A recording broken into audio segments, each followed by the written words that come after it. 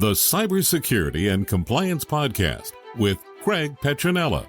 Learn about the most current IT security threats in ransomware, phishing, business email compromise, cybercrime tactics, cyber heist schemes, social engineering scams, as well as hints and tips from leading professionals to help you prevent hackers from penetrating your network and dropping ransomware or malware payloads. This podcast will arm you with the best info to defend your network against the latest cyber crimes. Don't forget to like and subscribe. And now, here's your host, Craig Petronella.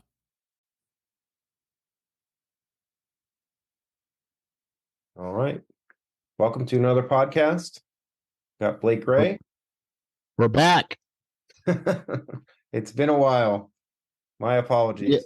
I had a lot going on. Yeah, we're wearing multiple hats here, so yeah. Sorry, guys. Very sorry. Well, there's no shortage of news. We wanted to talk about the MGM hack. Yeah. Here in Vegas, everything is shut down pretty much, especially from all the MGM properties. So, yeah. So, I guess give a short version of what happened from your side. So obviously, MGM was hacked, and essentially it took out most of the digital infrastructure for MGM. So MGM properties is essentially Bellagio, Aria, the Cosmo. Essentially it disrupted people like checking in, people checking out, like any type of digital room keys, any type of electronic payments. Essentially MGM is kind of not really put anything out publicly, but they have told news outlets that they're not going to pay the ransom, and it's been going on for about a week now.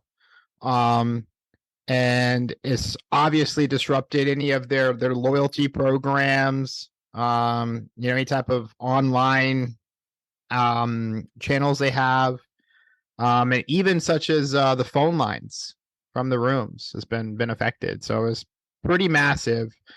And I heard that it was costing MGM, I think it was like almost $8 million a day.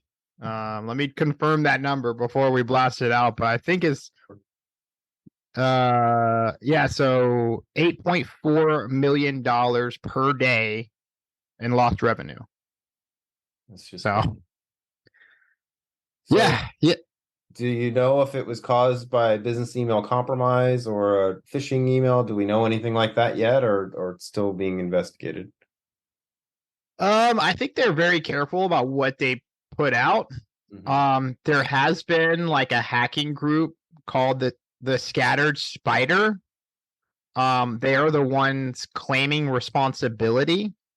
But they suggested, or some of the articles that I've read alluded to it being some type of malware repository that was the compromised that essentially is how they compromised the system. So interesting. Yeah, I have to say, I mean, I was quite surprised that an industry that is usually so on the cutting edge of security, especially with physical security and cameras and surveillance, I just would have thought that there would have been more in place to, see a headline that was like, oh, the good guys maybe thwarted this attack instead of suffered from it. Yeah, I mean, you would think, Caesars obviously had a pretty recent attack as well. Caesars ended up paying the ransom, but you would think they would use opportunities like this at the cost of another casino to learn from, and not having to cost them. I'm not sure. I'm really not sure why. I mean, if they're not taking customer data seriously, or, I mean, there's a lot of money that goes through these casinos. You would think they'd have more resources to thwart this, or, I mean, we've always talked about this before on some of our other podcasts, but, good cyber hygiene and good knowledge, from your staff is pretty simple, a simple layer of defense that people, you need to have some type of security awareness training. Everybody needs to be aware of the possible threats, and a simple program, a simple course, lecture may have avoided this. Who knows, right? So yeah, I think that's the $1 million question. I think the other side is, I think that most companies, they don't think it's going to happen to them. And I think with the training aspect, they may have purchased training or they may have training, but I bet there wasn't enough testing to ensure that people actually did it.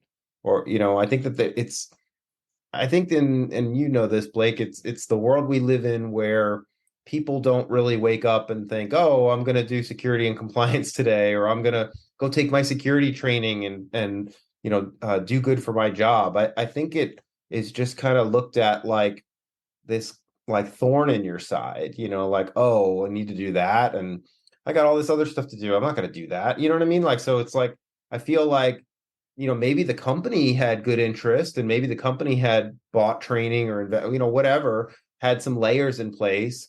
But I think that nowadays, with everything going on in the world, I think that obviously the human element's the weakest element, but it's almost like you have to assume the worst and assume that, okay, we have this training, but we're going to assume that nobody's going to take it and do it. So what other layers can we add? If this was a case of business email compromise or a phishing email, obviously there's training to decipher and be able to pick apart, hey, this is a phishing email, I'm not going to click on that kind of thing. But maybe have other layers in place that assume they are going to click on it. What defenses do you have to contain that? What if you assume that everybody's bad and you assume a trustless approach, and we talked about this many times too, then you need to think about it in that, like I said before, in kind of like a hacker's eyes, a hacker's view of what your network and what your computer systems look like. And I think that that's probably the best path forward with a lot of I don't know if you heard about the Clorox hack yesterday. Yeah, nope. So that was all over CNN, and I was on the news about that. But, they were talking about supply chain issues and ramifications. And the hack didn't happen yesterday. It was just talked about yesterday. It happened actually over a month ago, and they're still having ramifications from it. And they're basically saying that there's going to be shortages on the shelves of Clorox products because of this. And the interview is about how some of these attacks affect consumers. And obviously with MGM, people on vacation they're either locked out of their rooms, they can't get into their rooms, they can't enjoy some of the entertainment that they paid for. So it's just, it's almost like the worst possible publicity that you can have when this kind of thing happens. So I don't know enough about it to really kind of comment on, what happened, or I guess we'll find out the details of that whenever it's made public. But I think that the point to drive home here is it's what we've said for a long time. You can't trust one type of solution, one vendor. There's no silver bullet in any of this stuff. We've said this many, many times on our podcast and our other channels. This stuff isn't optional anymore. You have to assume that when you wake up in the morning, you've been hacked. And what are you going to do about it? That's really the viewpoint, at least from my perspective, because I still feel people are not going to put money towards this. It's not something that they're excited about. It's just, like I said before, it's the thorn in their side. What do you think? Yeah, I mean, we've also talked about this, I think, before, but Caesars, right? Caesars paid the ransom. So, I mean, when you pay the ransom, you're kind of condoning this activity. Like, hackers are not complicated individuals. They go through complex processes to gain your data, but surprisingly, they're super simple-minded. At the end of the day, their time is worth money, right? And that's what they're trying to do. They're trying to monetize their time. So by, Caesars paying this ransom, it's just opening up the floodgates for more incidents to happen. If every corporate entity took a stance and said, we are never, or even the FBI said, if you pay hackers, we're going to find the hell out of you, whatever. Right. But if they implemented some type of standard where no matter what happens, you can never pay the attackers, the hackers. Will this happen? Probably not, right? Because they're spending so much time, energy, effort, to go after, these companies and they just want the quickest path to monetization. And if they spend time, energy, effort hacking, databases, information, customer profiles, the trifecta of customer information, and then they post it on the dark web and sell it in little bites for somebody who's trying to buy a credit card, or buy an address, or buy some type of little small piece of information, they're going to get $10 here, $12 there, whatever credit cards are going for on the dark web. I have no idea, but that is not very profitable. Them, they're looking to get a huge large sum of money immediately, as quickly as possible, and get rid of the data, right? Because the data is the fingerprint, the evidence, and that's what they're trying to, or use the data for extortion and blackmail. That's been too. But I think we all agree that if these companies were to not pay, then this probably wouldn't happen, and it probably wouldn't be as common as it is, Well, I think so. I heard from, and I don't know if this is still true or not, but I heard that it's harder to pay nowadays, meaning there are laws that were put in place that you can't, if you pay, and let's say the attackers came from an adversarial country that we have sanctioned, and you get caught paying, you're funding a terrorist group, you can get in big trouble. So I've heard that. So I don't think it's so easy to pay anymore, but I agree with you, Blake. I understand what you're saying, and I understand your perspective. However, I think that the problem now versus just maybe a couple of years ago is that adversarial countries, have pretty much set up shop in business that this is their new business. This is their job. They're recruiting people and training them on how to scout and how to trick people, in this case, corporations, and try to drop that malware. And so it's almost like, digital soldiers, right? So if you recruit 1,000 people hitting the phones and doing smishing and phishing and all this stuff on social media to target, right? You've got pretty much these almost like lemmings that try to distribute the payload, right? And if any one of those, again, this is their punch in, punch out day job. That's their job. They wake up and their job is to get somebody on the phone and scam them, or get them on email, chat, however, get that payload to them. And that's their job. Well, it only takes one, right? And then once it's there, now it's on the endpoint. And they know from statistics that once they're inside, it's hard for them, unless they have the right technology and the right layers, it's hard for them to recover from that. I've said before that with ransomware, there's two types of ransomware. There's the ransomware that locks all the computers up and you can't function digitally anymore. So your business continuity is pretty much toast. It comes to a screeching halt.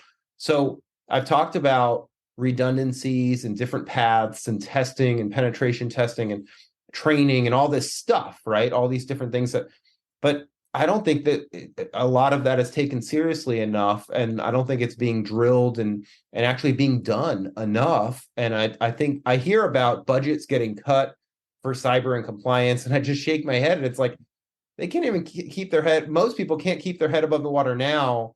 So how are they going to cut this stuff when it's, in my opinion, the most important thing to invest in now? Because like I said before, I think people are just almost numb to it. And I don't think people are thinking that it's going to happen to them. And I think that until it does, that's when they think about, oh, well, how do I recover from this? And then it's like, hurry up and panic.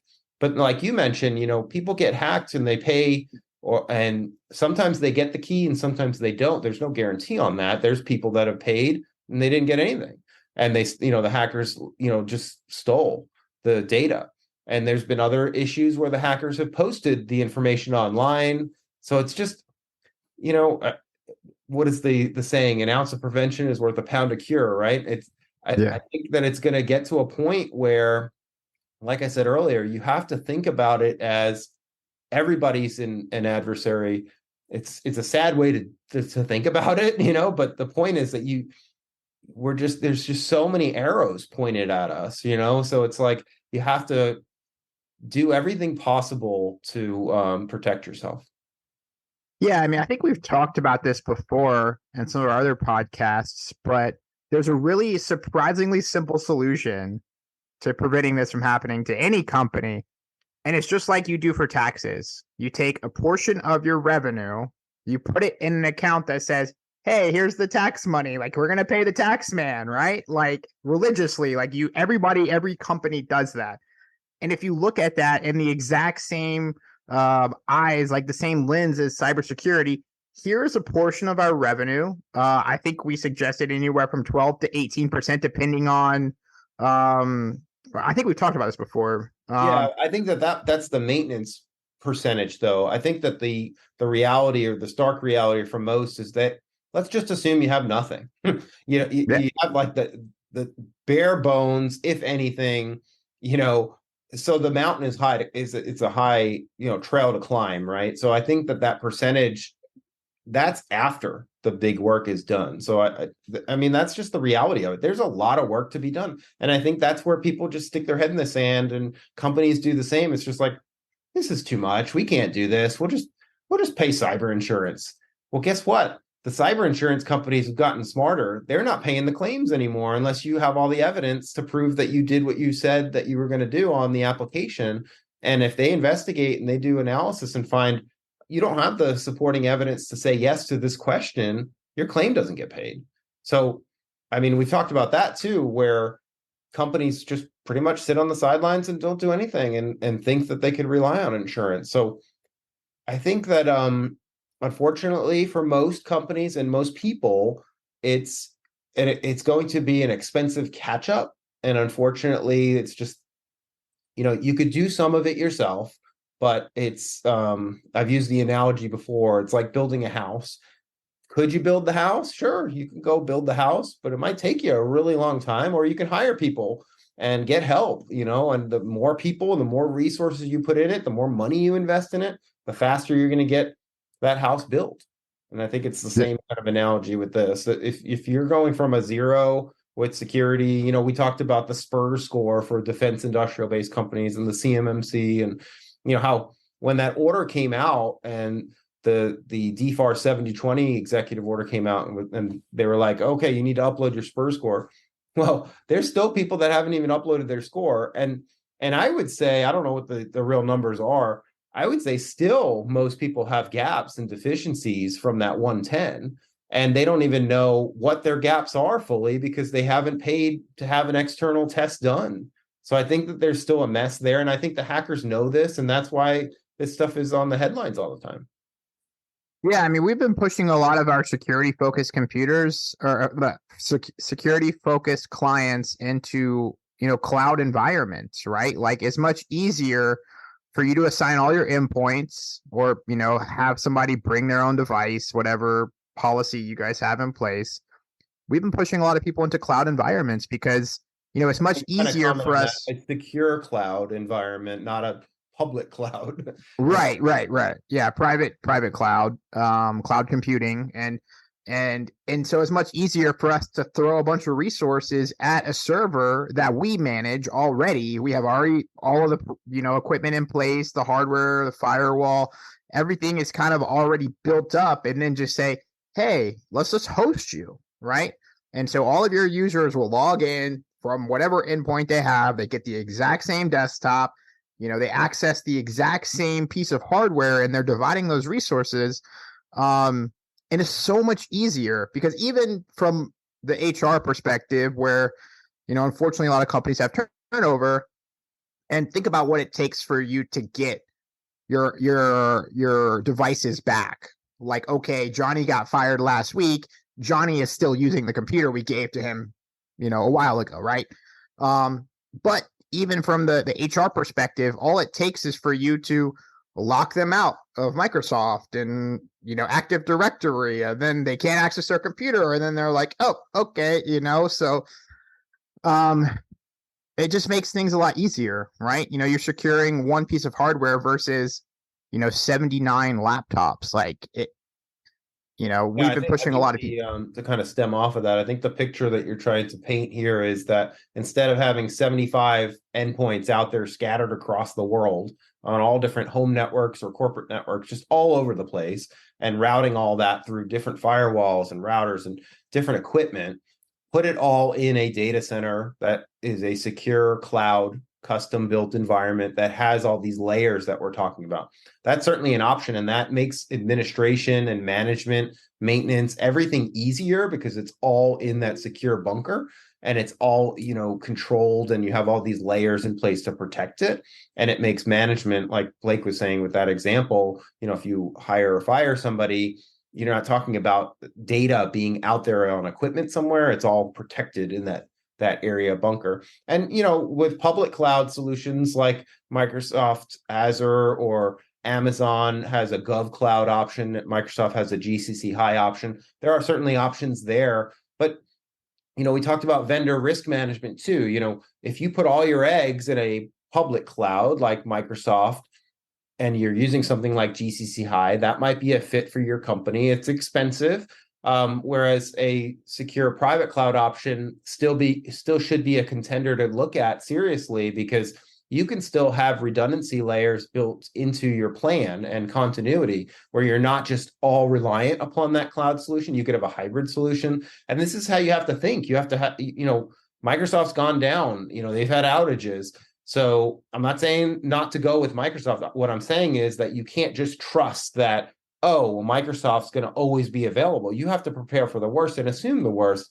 Wake up one morning and Microsoft's, they're offline. I mean, think about it. The hackers are probably trying to hack Microsoft and Amazon as we speak now, right? So you can't think about it as a matter of I'm not going to get hacked anymore. You have to think about it as I've either been hacked or I'm going to get hacked, and how am I going to handle the situation? So from a business perspective, if you're investing or trusting that, hey, I'm going to put all my systems with this cloud provider, you need to think about a redundant design where what happens if that provider isn't available? What redundant paths do you have? And that's one of the things that we do in consulting. We help evaluate the scope of the business and the different redundancy options that are available to the company, that if this happens, then you can do this, or this is how you work. You're not just waiting because if you're a really big company and you got all these people on payroll and you have a big outage like that, that's huge as far as outages and money lost. Like you were saying, 8.4 billion, I think you said, for MGM. That's 8.4 million a day. Right, 8.4 million, not billion, million. Yeah, and there was even talk about, circling back, there was even talk about people not being paid. Like there was talk about that. I think they were able to figure it out. But imagine that if you've got thousands of employees, something happens, you're not able to pay your best employees that work super hard for you every day. What do you think is going to happen? They're going to be pissed. They're not going to be able to pay their bills, and they may possibly even leave, to somebody that will pay them. And obviously it all goes back to right, who's at fault, right? Obviously, we could point the finger at the hacker saying, hey, they should have been doing the right thing and they should have, we've never said that. But, MGM, like, what are you doing? This is your most important asset and your most important, profit. Your profitability lives with your customer data nowadays. It used to be different, right? Your intellectual property was what created the value of your company. But look at a company like Facebook, who has, very little intellectual property, but has so much customer data, or Google. Google has a lot of IP now, but, Google was valued because of how much information they had about their customers. And that is totally 100% Facebook's model. They want to know who you are. They want to know everything about you, that you are their product, right? And having your data is priceless, because with understanding the data that they collect from you, they understand what motivates you, your buying patterns, your habits, all of that. It's like, an infinite streamline of profitability, because, they can understand who you are, what drives you, what your decisions, what processes you make in your decision-making abilities. And I mean, that's where the money is, right? Your customer data is now the product and the profit. Well, you are the product. Yeah. Right. Yeah. Sorry. Your customer data is the product and you are the reason why they profit. Yeah. And I Uh, mean, like you said, with Facebook and some of these other social platforms, I mean, why do you think the memberships are free?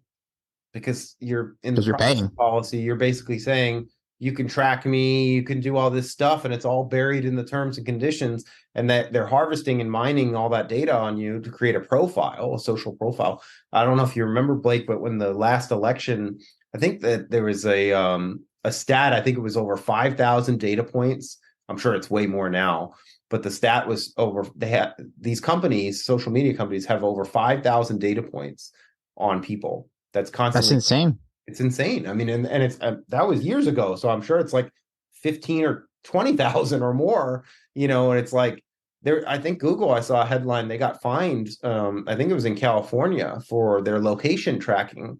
Did you see that? Yeah, there's so much to keep up with. I probably saw it, just Yeah, well, thought, oh, anyway. another one. Yeah. Well, like I said before, even from a personal perspective, you as a consumer, as a listener, there's more that you can be doing and assume that you've been hacked and prepare yourself, because if your information's out there, and it most likely is from one of these big company breaches, Equifax and all these big IRS, all of our stuff is out there.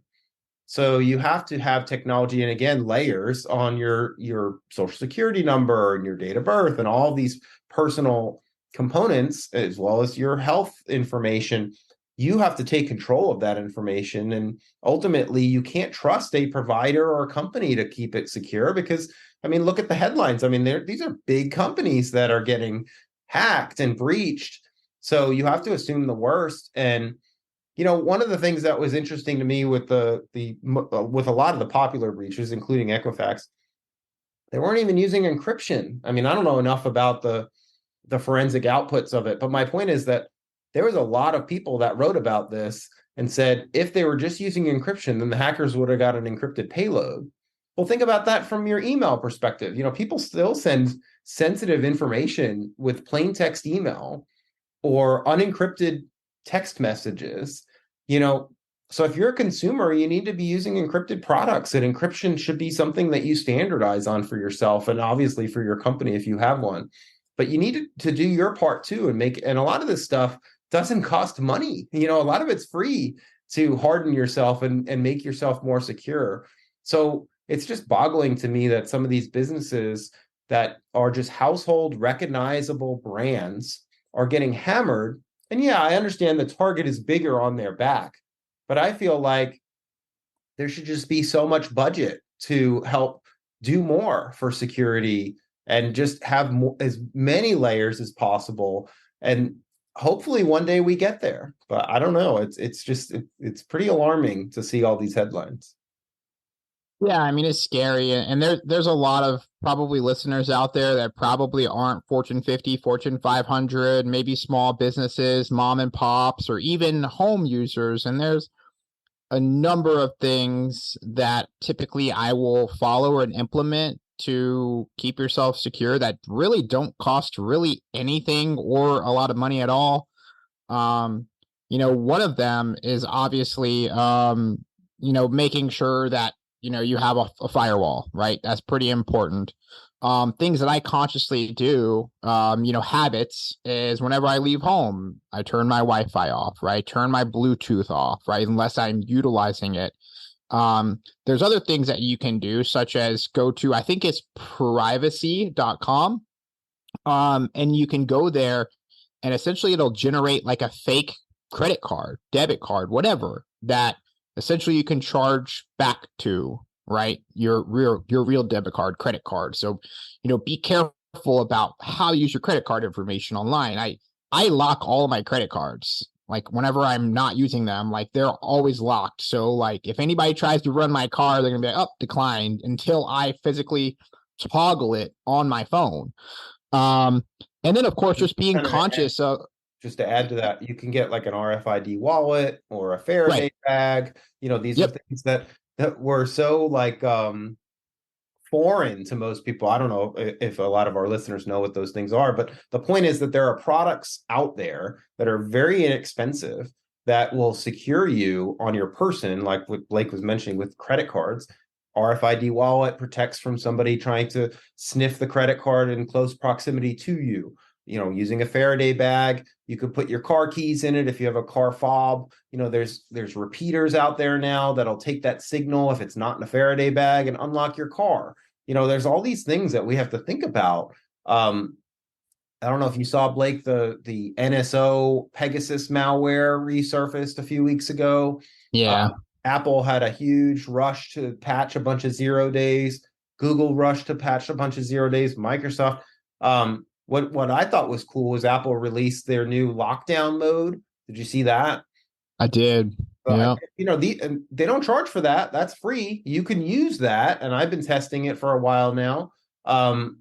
Does it make your life a little bit less convenient? Yeah, it does. But again, would you rather have less convenience and much harder for yourself to get hacked, or do you want ultimate convenience and have no security? It's always that balance, right? Of security. The same thing at your house. You can have all these locks and cameras, and I call them layers. You could have alarm stickers, an alarm sign. You could have a dog. You could have all these different layers to protect yourself. And the more stuff you have when you're getting profiled, and believe me, you are. I mean, we're all getting profiled all the time. People are driving by looking for the lowest hanging fruit and the easiest house to break into.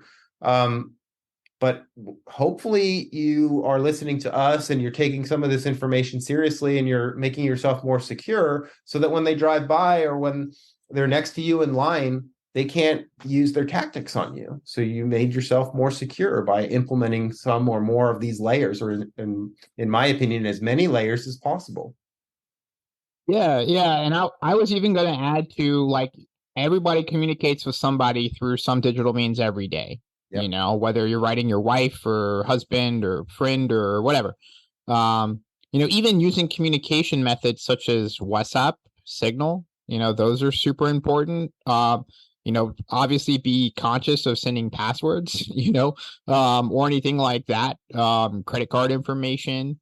And then, the easiest way that will take effort, but think of yourself as like, what message am I sending out to, these bad actors? If you have an expensive vehicle and it's parked in your driveway and it's not parked in your garage, right? Like, what message are you sending? And then, of course, if you, just look at those things and, the things that you wear, even, if you're wearing expensive jewelry or, designer clothes. And I mean, think about that. That's where it all starts. Like, reverse psychology. Think about what message you're sending out. Am I a target? I'm wearing literally a Target t-shirt, but I'm not a target,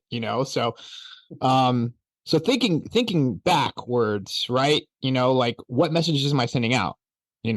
Like, do I stick out, right? Do I look like I would be an interesting target? Like we talked about this. It's almost like self-assessment. A self-assessment of yourself, and then a self-assessment of your house or your family, and a self-assessment of your network at home. Your habits. Yep. Yeah. At your company. I mean, obviously, self-assessment is going to be a lot cheaper and not as effective as a third party, professional. Of course. But you could do your own plumbing at home if you watch some YouTube videos. And sure, yeah, you can make yourself a little bit more secure. But if you hire a professional, it's a whole nother level, right? And that's why we talk about this all the time around testing and filling your gaps and retesting to make sure that you really fix something that was found. And it's just this constant improvement of security hardening. And that's what, we're talking about. It doesn't necessarily mean a constant spending of money. I mean, yeah, right. Unfortunately, it does cost money, to put certain layers in place that are vetted and tested solutions.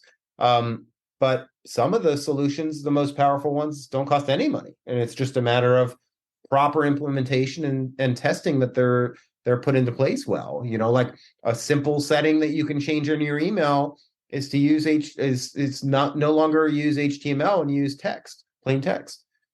Obviously don't click on links in emails. Even if it looks like it came from a trusted source, if you see a link in an email and it says to go to your bank, don't click the link to the email to go to your bank. Go manually to your bank using a known, shortcut or something that that is perfectly typed, so that you don't get, tricked into typing something wrong. And then that's how you get into trouble. Even looking at the headers, as we go to topics of emails, like looking at the headers, like, sometimes they'll spoof the headers that'll say, hey, it's from this person, but then here's the email that it comes from. So, if you're getting an email from your bank and you didn't request any emails from your bank, okay, that should be red flag number 1.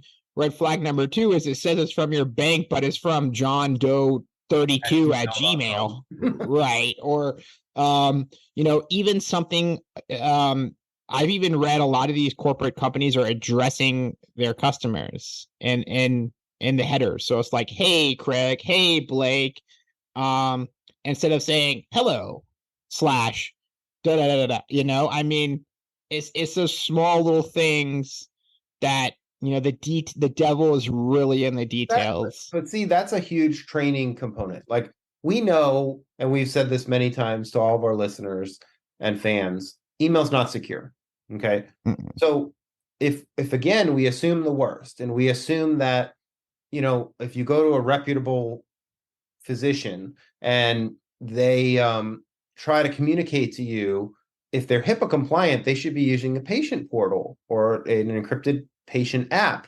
They don't email you saying, here's your test results. They make you log into your portal. So if we assume that, hey, look, this is a training or an educational component to our listeners, email's not secure. It's a fact. So don't click or do anything or send anything that's sensitive with email, and use portals and use these systems, and just know in your head, drill and test yourself that my bank is not going to communicate to me via email. So when you get an email that looks like it came from your bank, it's a phishing email. And you know what I mean? Like, so it goes back to training as far as like mindset, right? Same thing on your iPhone or your Droid device.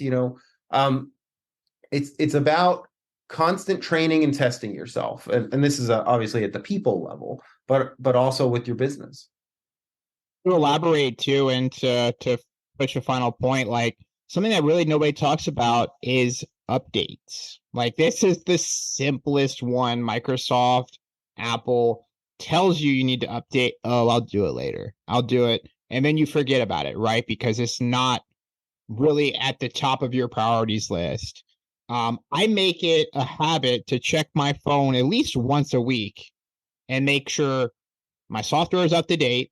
In my computers, of course, all my computers, Windows, Mac, whatever, check them at least once a week, and then go through and update your apps, right? Because hackers are getting in through those older back doors, not the newer ones that are being built. Every app, every software application on your phone, every software application on your computer, your endpoint, everything's a door, and if you don't update those apps and keep those doors secure, that's how these hackers get in from, an infected library from this app or from this software vulnerability. And like Blake was saying, you have to manually do this. You can't rely on the auto updates to work. I mean, sometimes they work, but they're not perfect. I don't know about you, Blake, but many times I've manually checked and I have auto updates turned on certain devices, and I'll find an update and I'll be like, well, thanks, auto update. Right. Yeah. You have to manually do this and get into that habit of doing that. And like you said, not just for your phone or your endpoint, but for your operating system, for all your applications. And, one tip that I think is a good one is, if you're going to do banking on a computer, make sure that computer is super secure and updated and patched, and do these things before you do your banking. Like, if you use Chrome, for example, and you're about to log into your bank, make sure Chrome's up to date. Like, check the update before you log on to the bank. You know what I mean? Like, this is your part. Like, if you want to do this on your own and you want to roll your own kind of solution that's inexpensive or free, then these are things that you have to get in the habit of doing. If you want to pay a company to do it for you, then that's up to you. That's your option. But my point is that a lot of this stuff, it doesn't cost money, and it's a habit that you have to just constantly do. And you can make yourself a checklist of all these things that, and then maybe you're able to palette that checklist, or maybe it gets too long and you're just like, I just can't keep up with this anymore to do all these things. And that, but again, that's your choice, you know. It's not really designed like it used to be anymore, where you'd have to go in and check manually for updates, like Craig alluded to. But if you're downloading apps through the App Store or the Microsoft Store, or even the Google Store or whatever, I can't even think what they call it right now. But it tells you, and it checks the inventory on what you have on that device, and will tell you what you need to update. And you just press one button, update all, boom, done, and then of course you'd have to press another button, boom, check the operating system. All right, here's the system updates, run those. It's really that simple. I mean, it's not designed to be complicated anymore. But it's also a rinse and repeat operation. When you do all those updates, you need to restart your device and then check for updates again, because guess what? There could be updates to the update. And we've talked about that. And of course, you keep doing this over and over and over until it finally says there's no updates, and you double checked all your apps, all your OS, everything on that thing. And obviously, if you've got 100 apps on your device or your endpoint, your computer, your phone, and you're doing banking on that, well, I mean, that might still not be the best idea, because now you have 100 windows that you're having to secure. You might want to use a different device that maybe has a handful of apps that you make more manageable to keep secure, because it's a whole lot easier to keep a device that has 5 apps or software applications on it, just like core applications, than something that has 100 or more. And I mean, think about it. If you guys are using modern firewalls at home or in your business, I mean, do you know, unless you have that technology, do you really know how many devices are on your network? I mean, it's pretty scary how many devices want to connect to your network nowadays to get online and get updates. So it just kind of snowballs into this huge job. Yeah, 1,000%. And it goes a little beyond that, right? Like, just alluding back to good practice, good knowledge, good awareness. Not everything costs money. It's just more about how you think about security. You're not going to go outside, wearing your most expensive jewelry. If you're going to a third world country, or a country maybe you've never been, or you're traveling overseas, you're going to Los Angeles, where anything below $900 can be stolen with zero repercussions. It's just thinking about those things, training yourself, having good cyber hygiene. Like, you're not going to go garden, and then come inside after gardening for 2 hours and then eat a piece of pizza with your dirty garden hands. You're going to wash your hands, right? Just looking and thinking about these things, it really comes back down to your health. Your health, your financial well-being, like all of these things kind of circle back to one little harmony of how you present yourself on the internet. And there's a really simple solution. It's just don't have internet, right? But that's not possible anymore, right? So, well, and I think, like I said before, and I think the theme of the podcast has been kind of try to do more on your own, but also test and retest. Like with the example we used with the house, back in the day, padlocks or deadbolts used to be the big thing, right? But you have to think about security as, what is it really buying you? Is it, if you have a lock on your front door and you have a lock on the back door and wherever other entry points you have, we're talking physical security. If somebody kicks in the door, does your lock stand up to that type of attack, or does it just get kicked in and then the criminals are in your house? What other layers do you have? Like we talked about cameras, we talked about the dog, we talked about stickers and just all these different layers. Well, if you have a weak layer, in this analogy or scenario, the lock, and you have something else like a tap on the door that triggers the alarm, and then you also have a camera, well, you're more likely to catch that criminal than if you just relied on the lock. And that's kind of my point. Like with email and with the internet and surfing the internet and doing banking online, assume you're infected. Assume that you have malware on your computer that's watching you through your camera without your knowledge, and assume that you've got malware that's capturing your keystrokes that you're typing in. Assume that your passwords are compromised. What are you doing to, number one, monitor and detect that type of activity?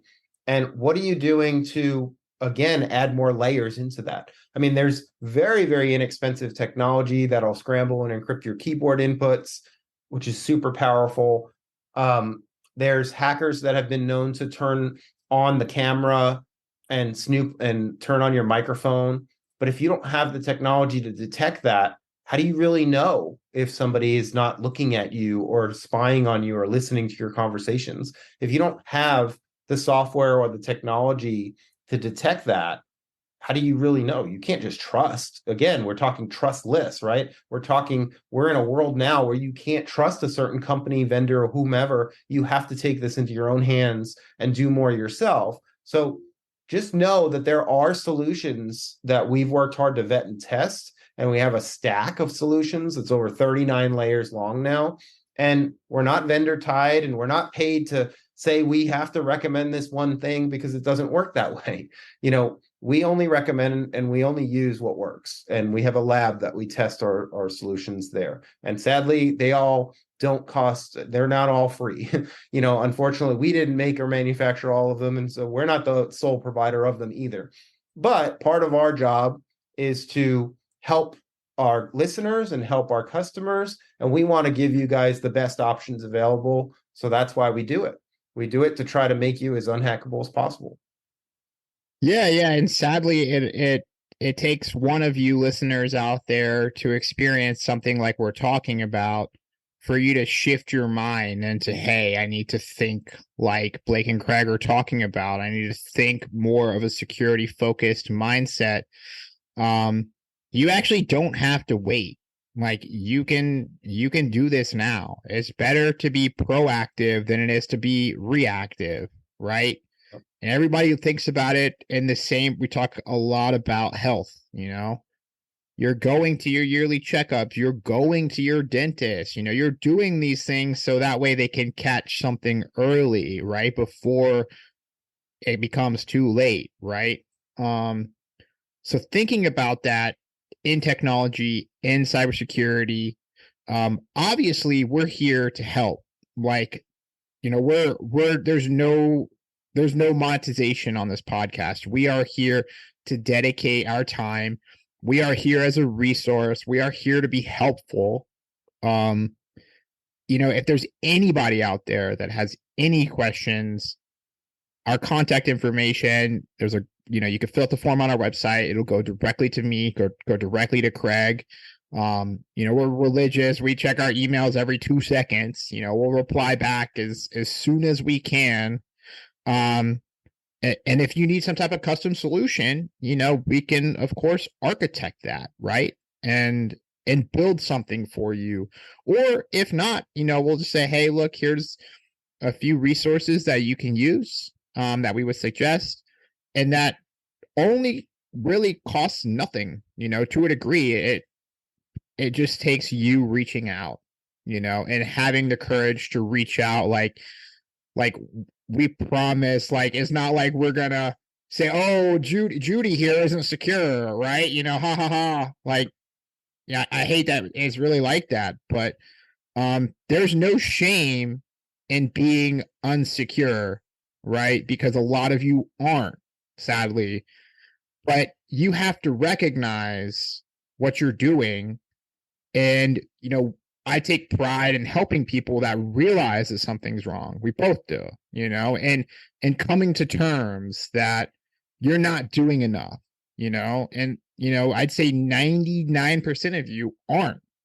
Sadly, I hate to say it, and I'm not being spiteful or bashful, but it goes back to the same thing we talk about health, you know, like it takes going to a good doctor, you know, it takes understanding your body. It's much easier for you to understand your body than it is for you to understand your computers and your cybersecurity, your technology infrastructure.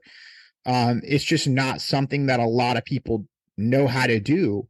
And sadly, everybody that goes to school, you know, we're an understaffed industry. Like there's not enough cybersecurity professionals in this world to prevent incidents like MGM from happening. You know, like there's just not enough of us. And you know, we are literally a dime a dozen, you know. So we're here, you know, just all it takes is for you just to click one of the links and send us a message and go from there. You know, we are surprisingly affordable for what our customer needs. We always are assessing market values of services and how can we figure out how we can provide the same solution at a smaller cost. Like Craig does that almost every day, looking at new vendors, looking at new technology, testing. I know he's always testing new technology, new software updates, patches, bugs, and just figuring out what is the best solution for not only a small business such as yours, or even a home user, right? There is technology out there that is affordable, that is reliable, that isn't hard to set up, that doesn't take complex knowledge of networking and IT systems to get going. It only starts with you and having that mind frame of, I need to do something about this. So here's your chance. Yeah, and don't wait. I mean, there's always something that you can do or improve right now and make yourself as unhackable as possible. Yep. And I promise, guys, I'm going to keep beating Craig up for doing more podcasts. We're going to keep this going. We really love doing these. You know, there's been a great response, and we appreciate everybody who's an avid listener, who's sent us emails and messages and asked where we were. Right, we're back, I think, for sure. It's just hard, you know, because of the same thing I just talked about. You know, we are a small team. You know, we have a good portion of clients that rely on us almost every hour of every minute. So yeah, we definitely need to focus here as well and help more people. And that's what we're going to continue to do, I think. Absolutely. Well, thank you guys. Thanks for listening. Stay tuned. It was a good one. Yeah. Maybe, I don't know. Let's maybe once a week. Is that the goal?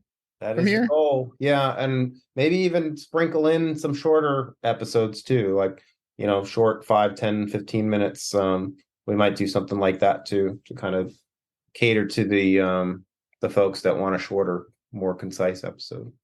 If we're not uploading, guys, send us those emails too.